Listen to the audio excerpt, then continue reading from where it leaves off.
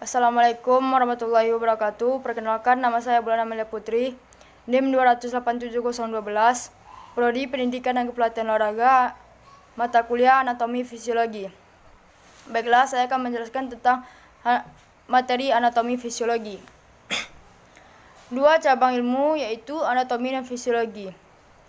Anatomi dan fisiologi menjadi dasar yang penting untuk memahami bagian tubuh dan fungsinya. Anatomi adalah ilmu yang mempelajari struktur tubuh dan hubungan di antara mereka. Sedangkan fisiologi adalah ilmu yang mempelajari fungsi tubuh dan bagaimana tubuh bekerja.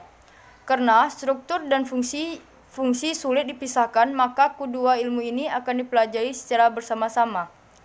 Struktur tubuh akan mengikuti fungsinya. Contohnya, ketika kita mempelajari struktur rangka manusia, maka kita akan mempelajari fungsi rangka juga.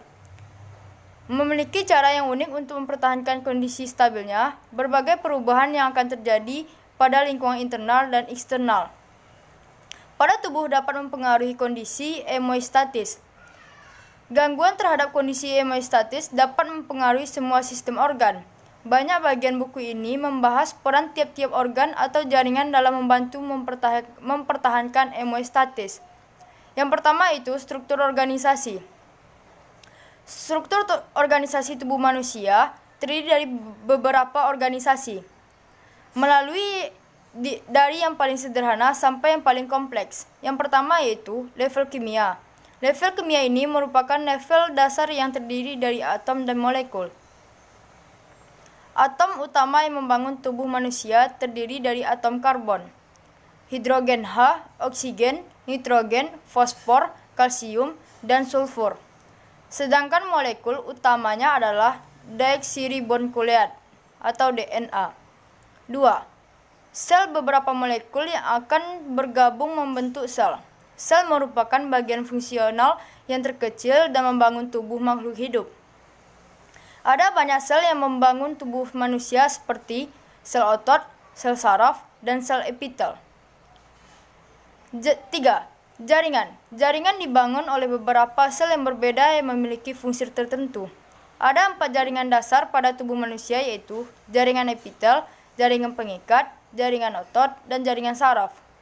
4. Organ-organ dibangun oleh gabungan beberapa jaringan yang berbeda yang memiliki fungsi tertentu. Biasanya, struktur organ dibangun oleh 2 atau lebih dari jaringan. 5. Sistem. Organ sistem dibangun oleh gabungan beberapa organ, kemudian akan melakukan fungsi tertentu dalam mempertahankan kondisi hemostatis. 6. Organisme individu manusia yang terdiri dari berbagai sistem. Organ yang secara dinamis dan berkesinambungan menjaga agar dapat menjalankan fungsi hidupnya.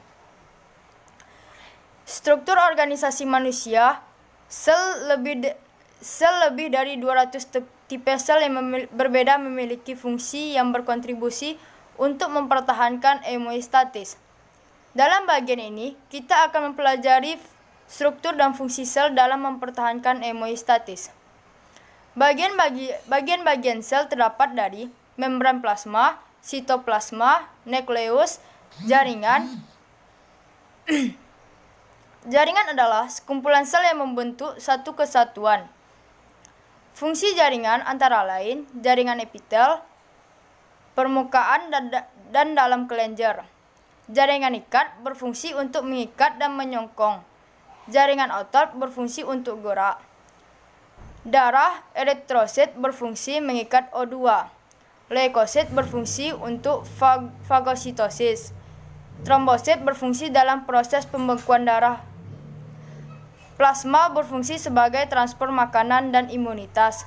Jaringan saraf berfungsi untuk meneruskan rangsang. Struktur tubuh manusia berdasarkan pendekatan sistem, yaitu yang pertama histologi, yaitu mempelajari semua struktur tubuh manusia secara mikro, yaitu dengan menggunakan alat bantu mikroskop, sedangkan gross anatomi mempelajari semua struktur tubuh manusia secara makro, yaitu dengan menggunakan secara mata telanjang saja. Contohnya, proses terjadi gerak teori kibernetik. Contoh pada pemain bola basket. Pada pemain bola basket ini, faktor psikologisnya tidak normal atau banyaknya beban pikiran saat bermain. Maka secara psikologis, gerak motoriknya tidak bisa direalisasikan. Dan sebaliknya, apabila emosinya terkontrol, maka secara tidak langsung fungsi psikologisnya berjalan dengan baik. Maka gerakan motoriknya akan terkontrol sehingga bergerak sesuai dengan informasi yang diterima. Yang kedua itu teori feedback. Teori feedback luar, contohnya posisinya yaitu posisi tempat duduk kita karena kita tidak merasa nyaman, sehingga perubahan posisi suatu objek akan berpindah tempat. Struktur dan klasifikasi otot manusia. Otot adalah sebuah jaringan dalam tubuh manusia yang berfungsi sebagai alat gerak aktif yang menggerakkan tulang. Otot dapat diklasifikasikan menjadi 3 jenis, yaitu otot lurik, otot polos, dan otot jantung.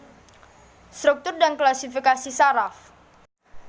Struktur dan klasifikasi sistem saraf. Sistem saraf meliputi pusat dan saraf tepi. Sistem saraf ada yang bekerja secara sadar dan secara tidak sadar. Sebagai alat koordinasi, sistem saraf berfungsi. Yang pertama itu mengenali kejadian dan perubahan sekitar. 2. Mengendalikan tanggapan atau reaksi terhadap keadaan sekitar. 3. Mengendalikan organ-organ tubuh. Saraf pada dasarnya merupakan jaringan komunikasi yang disusun oleh sel-sel yang mempunyai spesifikasi khusus.